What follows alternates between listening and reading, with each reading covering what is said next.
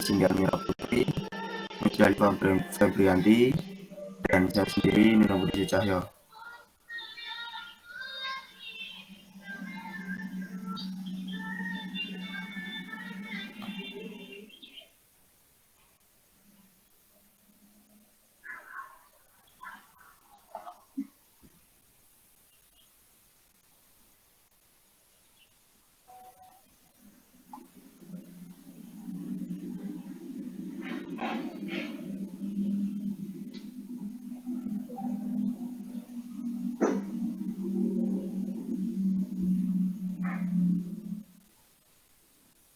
Mohon maaf sebentar, ada kendala teknis, mungkin si Cindy gangguan sinyal sebentar ya.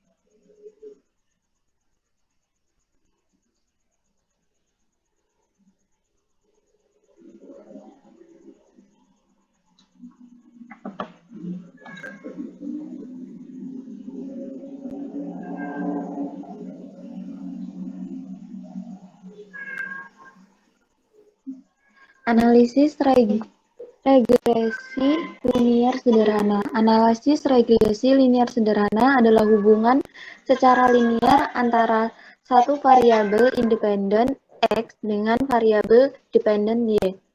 Analisis ini untuk mengetahui arah hubungan antara variabel independen dengan variabel dependen, apakah positif atau negatif, dan untuk memprediksi nilai dari variabel dependen apabila nilai variabel independen mengalami kenaikan atau penurunan. Data yang digunakan biasanya berskala interval atau rasio. Rumus regresi linier sederhana sebagai berikut. Y aksen sama dengan A plus BX. Untuk keterangan, Y aksen sama dengan variabel dependen atau nilai yang diprediksi.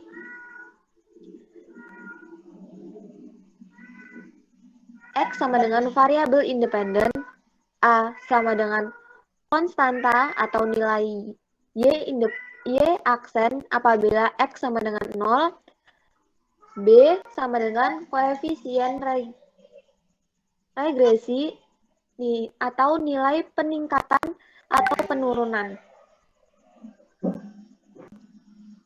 Kemudian langkah-langkah analisis dari uji regresi linier sederhana. Yang pertama, ada menentukan tujuan dari analisis regresi linier sederhana. Kemudian yang kedua, mengidentifikasi variabel prediktor dan variabel respon.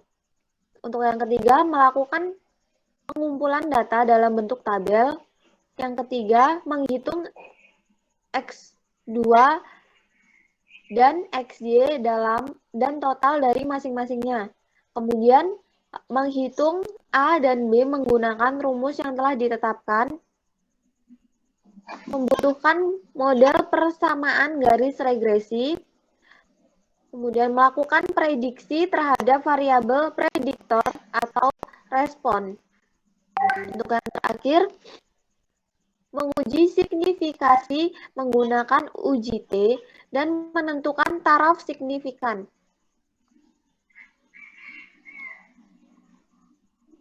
Kemudian ada uji koefisien regresi sederhana atau uji T.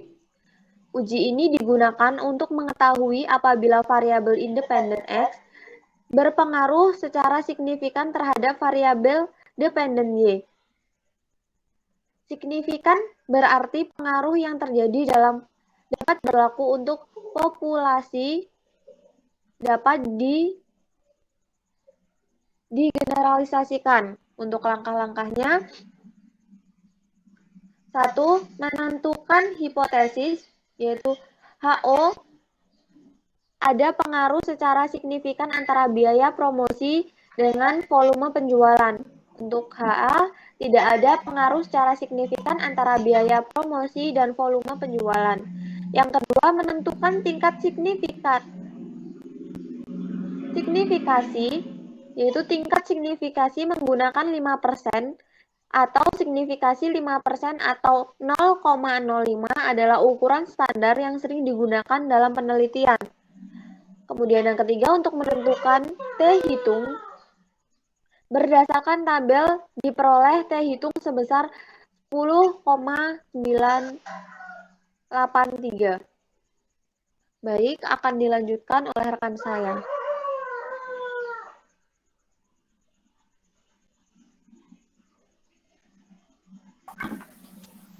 Baik, saya akan melanjutkan materinya. Yang keempat ada menentukan T-tabel.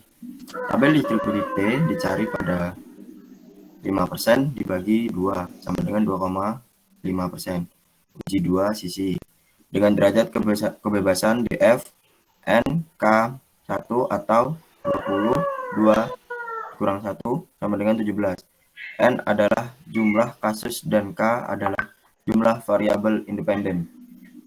Dengan pengujian dua sisi atau signifikasi sama dengan 0,025, hasil diperoleh untuk T-tabel sebesar 2,110 atau dapat dicari di Microsoft Excel dengan cara pada sel kosong ketik dengan TIN dalam kurung 0,0517 lalu tekan enter. Yang kelima ada kriteria pengujian. HO diterima jika min T tabel kurang dari T hitung kurang dari T tabel. HO ditolak jika min T hitung kurang dari min T tabel atau T hitung lebih dari T tabel. Yang keenam ada membandingkan T hitung dengan T tabel. Nilai T hitung lebih besar dari T tabel, yakni 10,983 lebih besar dari 2,110, maka HO ditolak. 7. Kesimpulan.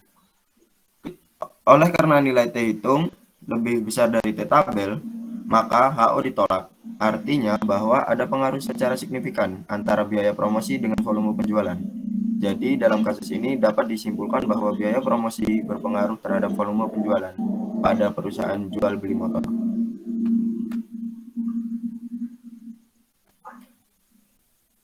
Kesimpulan,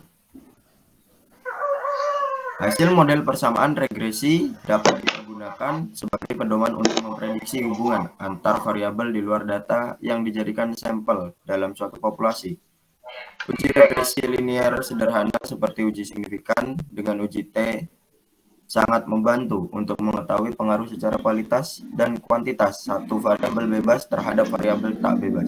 Selanjutnya akan dilanjutkan oleh Musdalifah Febriani. Selanjutnya yaitu contoh kasus.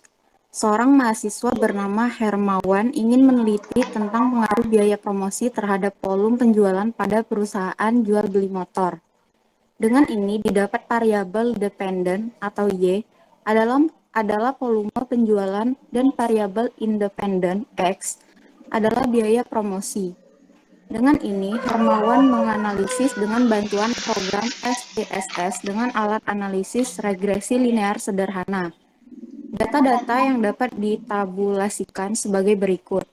Di sini sudah ada tabel tabulasi data penelitian atau data fiktif dengan keterangan biaya promosi dan volume penjualan. Selanjutnya yaitu langkah-langkah pada program SPSS.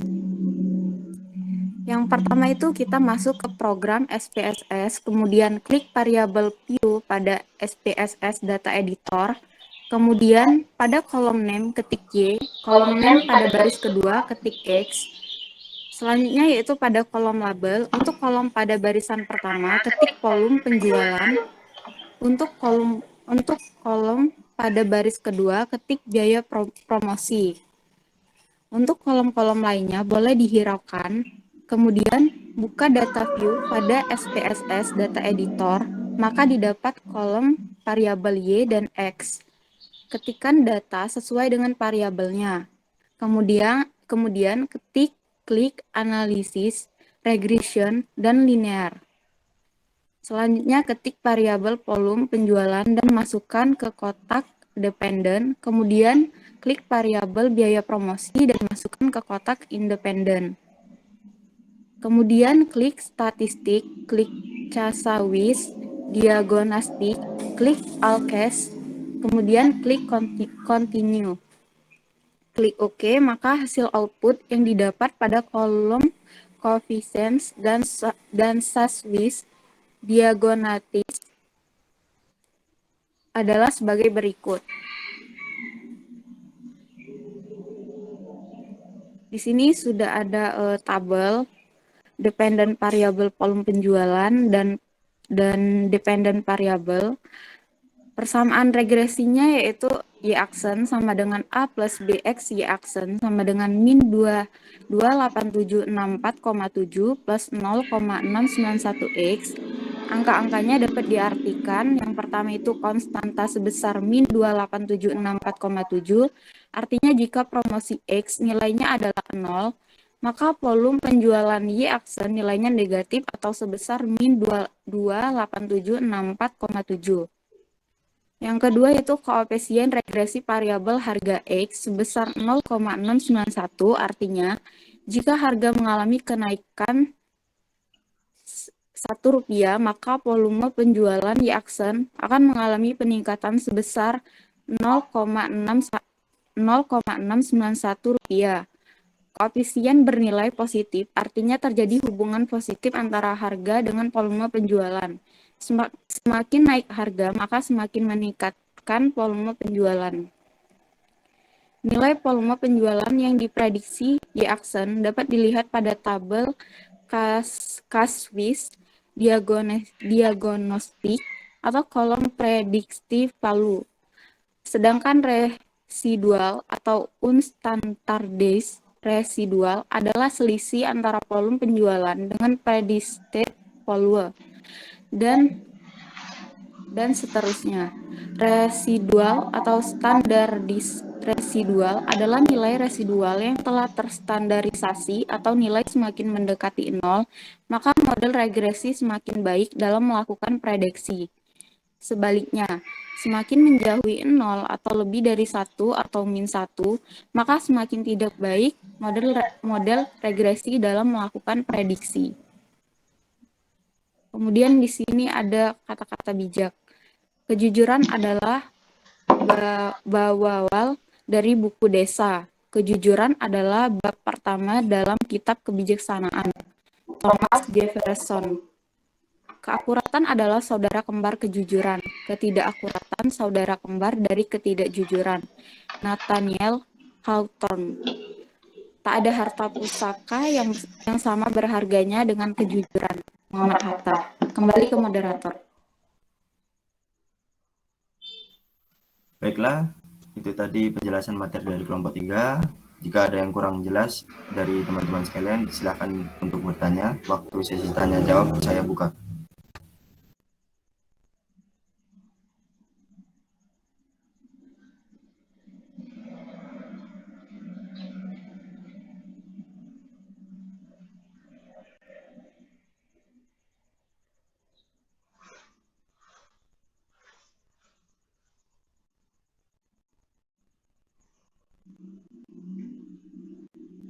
Ayo silakan yang mau bertanya, itu banyak materinya yang penting. Regresi, rata-rata. Seharusnya bisa dibuat, dipraktekkan kalau misalnya ke judul skripsi ya.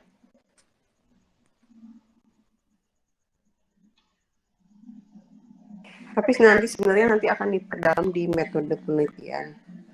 Ayo, 3 orang. Izin bertanya kelompok 3.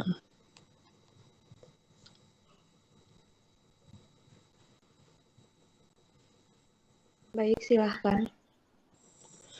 Di dalam langkah-langkah analisis dan uji regresi linear sederhana, terdapat menentukan tujuan dari analisis regresi linear sederhana. Yang saya tanyakan, sebutkan tujuan dari adanya analisis regresi linear sederhana. Terima kasih.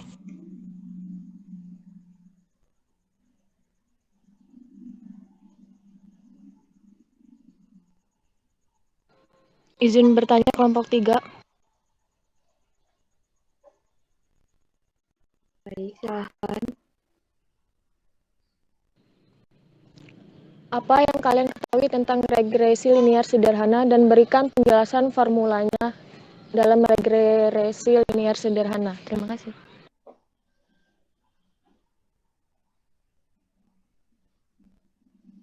Izin bertanya, di PPT dan makalah kan dijelaskan bahwa data yang biasa digunakan adalah interval dan rasio. Terus apa sih perbedaan antara interval dan rasio itu? Terus contohnya ada nggak, apa aja? Makasih.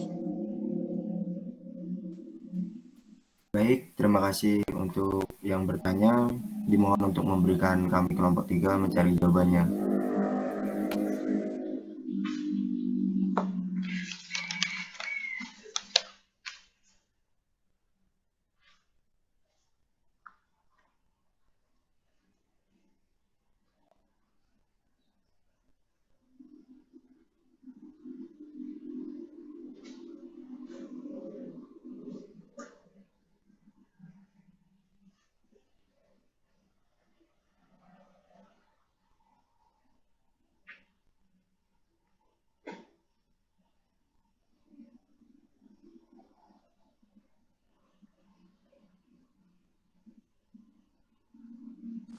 Ini masih ini ya, regresi linearnya sederhana ya, bukan berganda ya.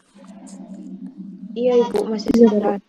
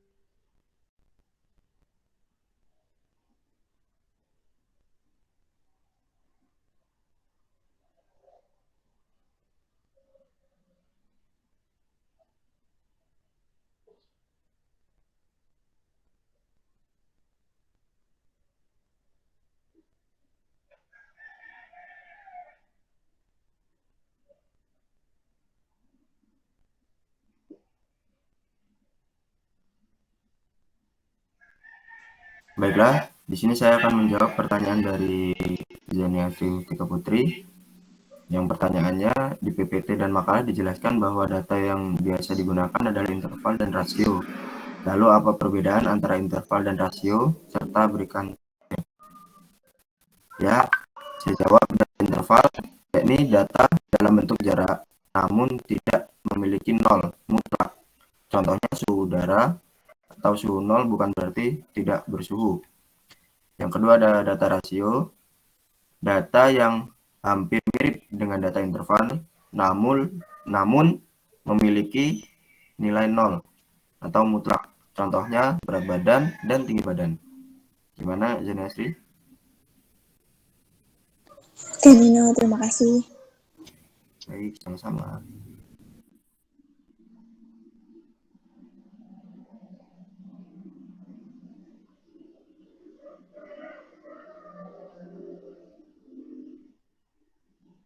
Izin menjawab pertanyaan dari Bagas Hendrawan. Pertanyaannya, sebutkan tujuan dari adanya uji regresi linier sederhana. Uji regresi linier sederhana pada intinya memiliki beberapa tujuan, yaitu menghitung nilai estimasi rata-rata dan nilai variabel terikat berdasarkan pada nilai variabel bebas, menguji hipotesis, karakteristik, dan dependenis, kemudian meramalkan nilai rata-rata variabel bebas dengan didasarkan pada nilai variabel bebas di luar jangkauan sampel. Bagaimana Bagas? Apakah sudah cukup jelas? Sudah jelas, Cindy. Terima kasih. Sama-sama. Izin menjawab pertanyaan dari Intan Erliana. Pertanyaannya tadi, berikan penjelasan tentang regresi linear sederhana dan formulanya. Regresi merupakan suatu alat ukur yang juga dapat digunakan untuk mengukur ada atau tidak adanya korelasi antar variabel. Jika kita memiliki dua buah variabel atau lebih, maka sudah selayaknya apabila kita ingin mempelajari bagaimana variabel-variabel itu berhubungan atau dapat diramalkan. Formula atau rumusnya yaitu Y sama dengan alpha plus beta X. Beta yaitu kemiringan, alpha itu titik potong Y itu koordinat Y, X adalah koordinat X. Bagaimana Intan? Apakah sudah jelas? Baik, sudah jelas Febi. Terima kasih. Sama-sama.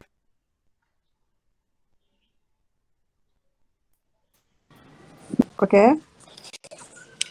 Kayaknya kelompok ini hanya ngejelas main aja ya. Nilai rata-rata aja. Tapi nggak banyak soal latihannya. Bukan main aja ya, tapi ada median, ada kuartil.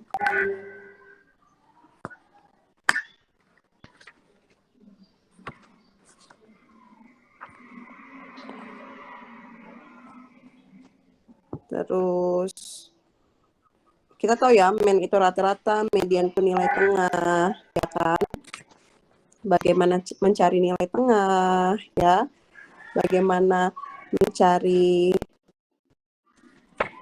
nilai tengah rata-rata secara datanya tunggal dan datanya kelompok. Nah, itu harusnya dijelaskan cara menghitung data tunggal dan data kelompok.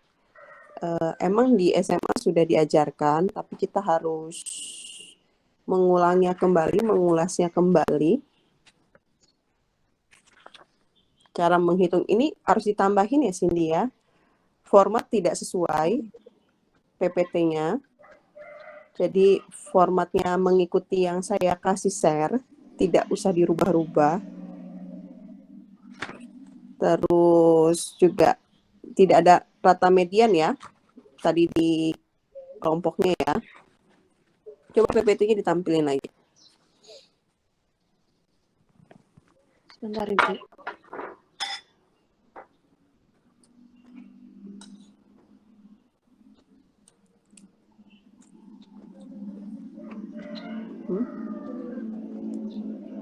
Apa? Nanti saya kabarin.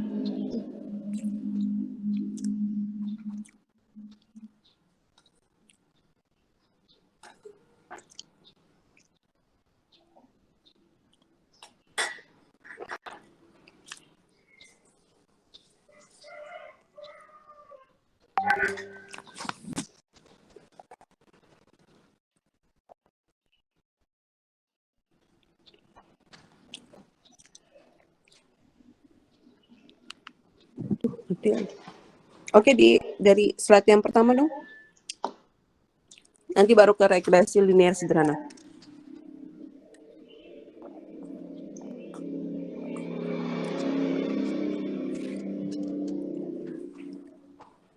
Oke, ini kan ada masalah rata-rata. Masalah rata-rata itu banyak banget temanya, bukan main aja, tapi median, ada modus juga, nilai yang sering muncul, ya. Bagaimana sih kelompok kalian ngitung modus yang secara kelompok? Nah, itu harus diperhatikan. Main, modus, dan median. Itu nggak dijelaskan, hanya main aja, tapi tunggal. Saya maunya data kelompok. Gitu. Data manual dulu, baru nanti diaplikasiin ke SPSS, regresi linear sederhana. Kemudian, apa sih hubungannya dari main, median, sama modus? Nah, itu harus kalian cari, ketahui, apa sih hubungan main, median, modus, gitu. Kita juga tahu ada kuartil ya, kuartil, desil, presentil, ya kan? Sebagai ukuran penentuan letak nilai selain median. Itu nggak dijelasin ya, coba sini ke bawah PPT-nya.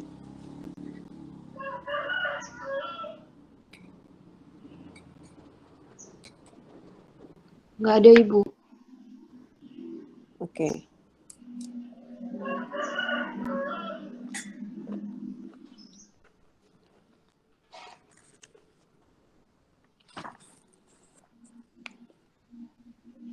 Terus ada desil juga, nggak ada ya di situ ya. Nah, itu kamu tambahin. Tapi menghitungnya secara kelompok. Ya. Desil, presentil itu sangat penting. Kalau kalian secara manual harus menghitung data presentasi kalian atau data penelitian kalian, nggak menggunakan SPSS. Biasanya kalau pengembangan, hasil angketnya menggunakan perhitungan sederhana saja, menggunakan Excel.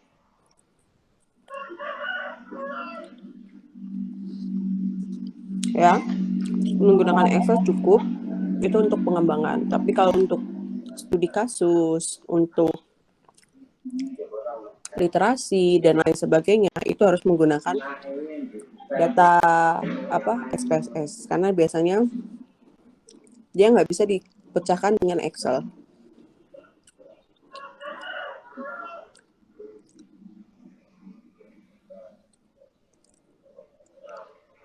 Ya, nilai rata-rata harmonik dan lain sebagainya.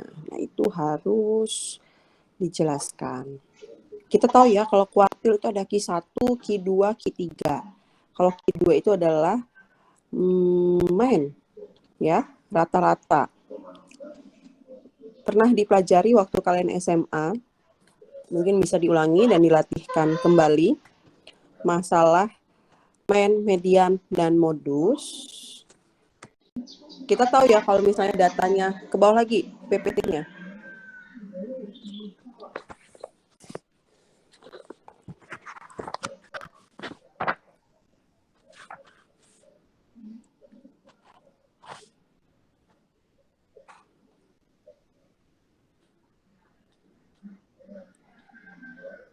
Yang bagian mana, Ibu? Sekarang ke regresi. Kan sudah saya tambahkan kan? Masalah main, median, presentil, dan lain sebagainya. Iya, Ibu.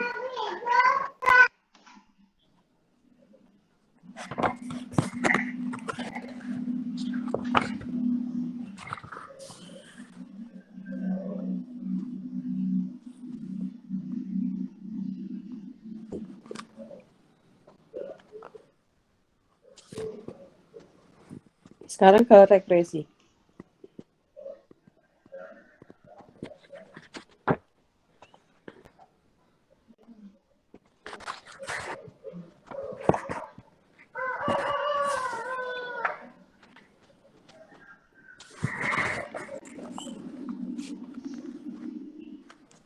Oke, sudah.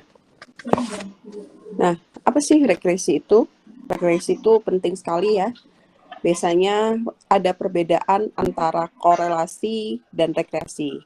Jadi yang lainnya diperhatikan, ini buat kisi-kisi UTS juga. Ya. Antara apa? Dua variabel bisa lebih ya, baik hubungannya secara simetris, kausal, ya kan? Regresi itu digunakan untuk memprediksikan seberapa jauh perubahan nilai variabel dependen bila nilai variabelnya independen dimanipulasi atau dirubah-rubah atau dinaik turunkan. Nah, manfaatnya kita mempelajari regresi itu membuat keputusan apakah naik turunnya variabel dependen. Dependen itu ada hubungan ya, kalau independen itu tidak ada hubungan ya. Dapat melakukan peningkatan variabel independen atau tidak. Nah, sebagai contohnya tuh kalau naiknya jumlah penjualan dapat dilakukan melalui jumlah iklan atau tidak. Ataunya gini, naiknya kualitas pembelajaran secara e-learning dapat dilakukan melalui model pembelajaran atau tidak. Gitu. Biasanya kan kalau kita mengembangkan model pembelajaran tertentu ya, nah itu bisa dikembangkan atau tidak. Nah itu pakai itu. Nah kalau rumusnya linear sederhana itu cuma Y sama dengan ke bawah lagi sini.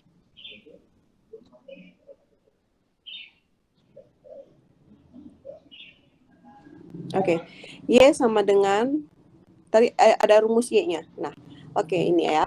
Y sama dengan A plus BX. Y ini subjek dalam variabel dependen.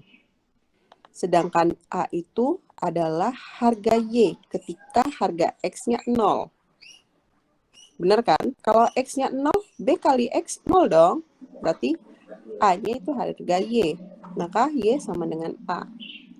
B adalah angka arah atau koefisien regresi yang menunjukkan angka peningkatan ataupun penurunan variabel.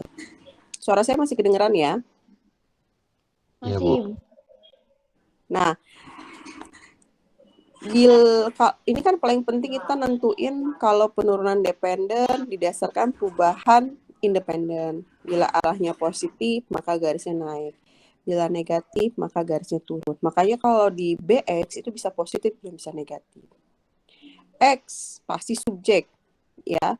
Subjek pada variabel independen yang mempunyai nilai tertentu. Nah, ini ada cara menghitungnya. Cara menghitung A sama B-nya seperti apa? Biasanya akan dijelaskan. Ya. A dan B ini akan menentukan fungsi dari koefisien korelasi.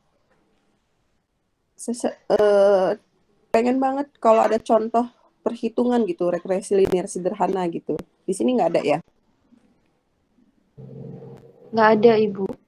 Oke. Kalau regresi linear sederhana, kita bisa menghitung secara menggunakan Excel ya. Misalnya, model pembelajaran yang dikembangkan dengan hasil pembelajaran. Gitu. Sama aja kalau misalnya kalau tadi ngebahas Cindy, tadi adalah kualitas dagang ya sama penjualan barang gitu. Tadi kan Cindy ngejelasin kayak gitu. Kalau di kita di pendidikan, kita kualitas itu adalah pembelajaran itu hasil pembelajaran siswa kan yang paling penting. Kalau hasil pembelajaran siswa meningkat dari segi sisi ketiga sisinya, maka model pembelajaran atau metode pembelajaran atau pengembangan apapun media pembelajaran yang kita gunakan itu pasti berdampak gitu. Pertama buat nilai akademiknya, ya enggak, psikomotornya, dan lain sebagainya. Nah itu adalah dua linear sederhana, tapi umumnya biasanya di penelitian itu adalah ganda yang digunakan. Nah, ini harus dipelajarin buat kalian uji linearitas. Ada biasanya persamaan linearitas, misalnya antara regresi dan korelasi sederhana, itu sangat dipelajari, ya. Karena itu udah saya kasih contoh bagikan itu. Biasanya di soal statistika pendidikan ada berupa tabel-tabel. Karena ini kurang lengkap, tabel-tabelnya itu biasanya ada koefisien, regresinya, ada sisanya, bagaimana menghitungnya, ya, bagaimana menyusun persamaan regresi setelah diperhitungkan, dihitung, setelah uji linearitas. Nah, itu akan menjadi soal kalian. Ya. Kemudian membuat garis regresi. Oke, tadi yang jelasin linear sederhana ya, masih ya.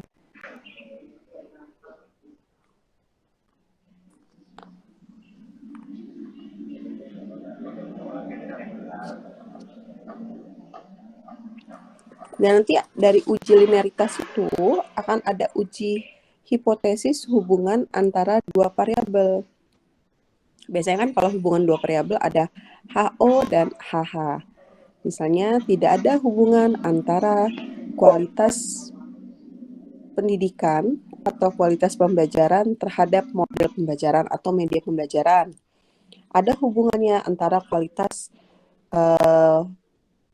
pembelajaran, peningkatan pembelajaran terhadap media pembelajaran. Itu kan kita berharap ada nilai HA-nya kan. Yang kita cari adalah nilai R-nya, korelasinya. Nah, itu penting. Gitu, nilai korelasinya. Kalau di regresi sederhana, kita masih bisa menghitung biasa atau menggunakan Excel. Tapi kalau yang berbeda lagi, itu untuk regresi ganda. Regresi ganda itu pasti kita membutuhkan ada double ya, bukan Y sama dengan A plus BX, tapi ada A plus B1 kali X1, itu untuk ganda, plus B2 kali X2, dan seterusnya. Nah, sama saja menghitung ganda dan tunggal, linier, itu sama.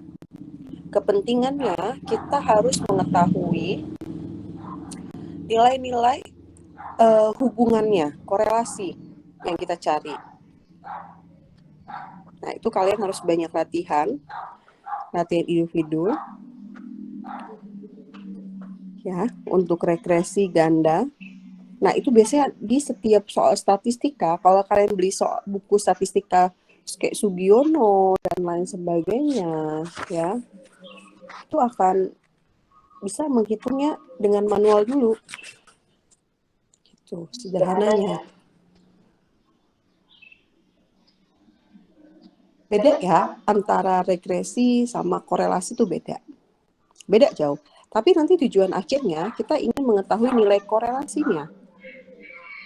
Dari mana untuk mengetahui nilai korelasinya? Dari analisis regresi. Ya. Nah, rumus regresi dari sederhana sama ganda juga beda. Ganda yang tadi Y sama dengan A plus BX. Sedangkan untuk itu yang sederhana. Kalau ganda, Y sama dengan A plus B1 kali X1 plus B2 kali X2. Nah, itu diperhitungkan. Oke.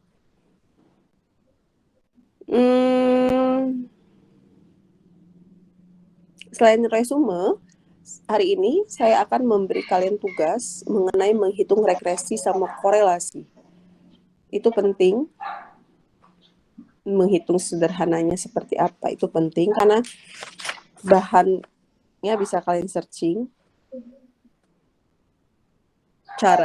cari caranya. Oke, baik, cukup ya. Kita ujian UTS sampai main rata-rata dan regresi. Baik, Ibu. Oke, kalau untuk kayaknya biar nggak pusing, nanti presentasi kelompok 4 itu kan buat pertemuan 9 ya, Depi ya. Tolong dicatat Deti, Iya, Ibu. setiap tanggal, setiap materi pembelajarannya. Nah, itu kita hari Senin aja, sekaligus 2 kelompok. Ya, 9, 10, 11, 12 lah. Saya ada target nanti sebelum Lebaran kita sudah pertemuan 12. Biar nanti tatap muka kita tinggal 4 pertemuan lah. Sama UTS, sama UAS ya. Kalau kita tatap muka, tapi rencananya yang saya dengar dari akademik, kita akan full tatap muka. Tapi persyaratannya harus booster. Gitu, jadi dipersiapkan. Hari ini cuma cukup aja 1 kelompok, saya akan beri tugas. Tugasnya itu bukan hanya resume, tapi tugas mengerjakan soal. Rata-rata, median, dan soal dari regresi linear sederhana dan ganda. Nanti saya akan mengirim materi linear ganda.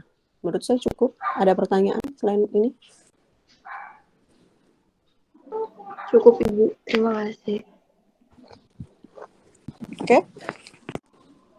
Untuk kelompok 1, 2, 3, perbaikan PPT makalahnya dikumpulkan sebelum UTS ya hari Sabtu. UTS itu kita pertemuan ke-8. Nanti kalau Senin itu kalau bisa kita 2 kelompok sekaligus. Udah 10, 11, 12. Kita lebaran sebelum tanggal 1 ya? Oh, masih lama. Masih ada tanggal 11 sama tanggal 18, 18, 25 itu terakhir kita belajar. Terus sisanya nanti kita tatap muka. Sebisa mungkin kita tuh tatap muka tuh bulan Mei udah selesai gitu ya tatap muka. Atau enggak bulan ini kita udah 14 pertemuan ya. Tinggal nanti tatap mukanya pertemuan ke-15 sama 16 itu bulan Mei.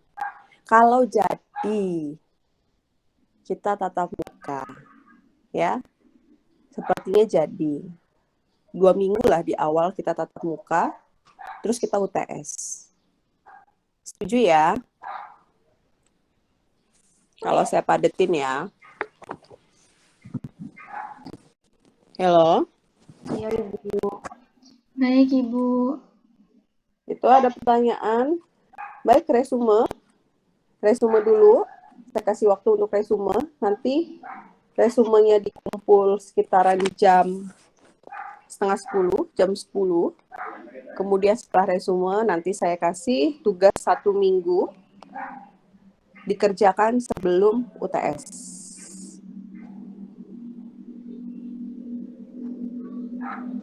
Ada pertanyaan? Kalau nggak ada pertanyaan, Ibu akhiri ya. Ibu mohon izin bertanya, untuk pengumpulan resume yang sejarah itu hari ini kan ya, Bu ya? Besok aja. Baik, Ibu. Besok. Apa besok ya?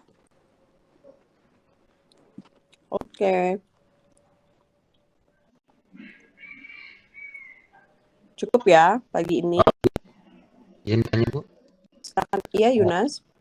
berarti sebelum Lebaran kita udah selesai sampai kelompok, maksudnya PPT kita presentasinya udah selesai semua Bu, sampai kelompok 10. Berharap. Tapi kayaknya iya. nggak, kalau misalnya kita mentok belum bisa selesai, ya udah habis Lebaran gitu. Kalau iya. habis Lebaran, berharap sih sudah sampai 14 pertemuan. 12 sampai 14 pertemuan. Terus nanti tatap mukanya kan 2 minggu aja gitu. 15 dan 16 nanti ada. Nanti tambahannya ada tutorial dari kakak